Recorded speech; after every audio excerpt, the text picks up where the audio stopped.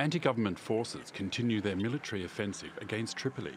Since 2014, the militia led by General Khalifa Haftar have taken control of several cities in the east, with the ultimate goal of capturing the capital.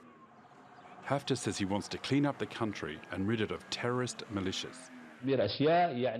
We don't want to use excessive force.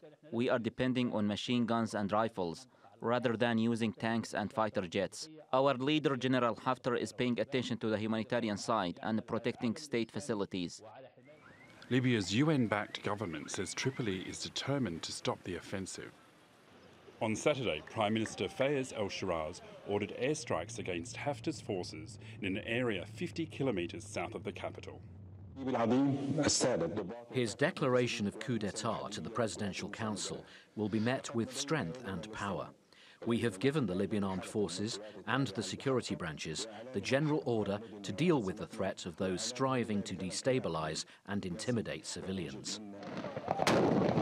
Libya's been in chaos since the ousting of Gaddafi in 2011. The void has now been filled by militia, either allied to the government in Tripoli or the rival administration in the east, backed by Haftar. The latest escalation comes just days ahead of the UN-backed conference intended to unite the groups. But Haftar ordered his forces to advance on the capital as the UN Secretary-General was in the city to pave the way for talks. I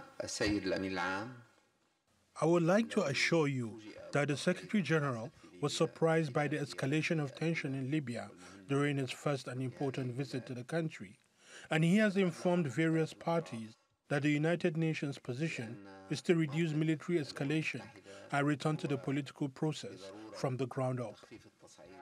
Several countries are calling for a halt to the offensive. The crisis in Libya will not be resolved through military solutions, but through dialogue and consensus to achieve the interests of the Libyan people.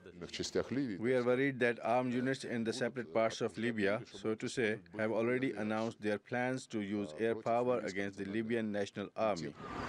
As the fighting rages, Tripoli residents are stocking up on food and fuel. Many fear that if the tensions escalate even further, the country could once again descend into civil war. Craig Vermey, TRT World.